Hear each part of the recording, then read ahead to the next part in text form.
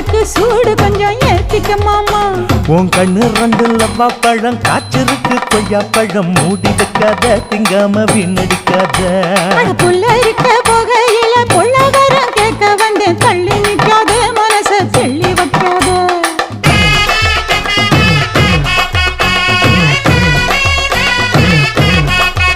அடியே பஞ்சு முட்டாய் சீல கட்டி 10 வண்ண லவக்க போட்டு கஞ்சி கொண்டு போறவள நெஞ்சுக்குள்ள நீ வாரியா உள்ள.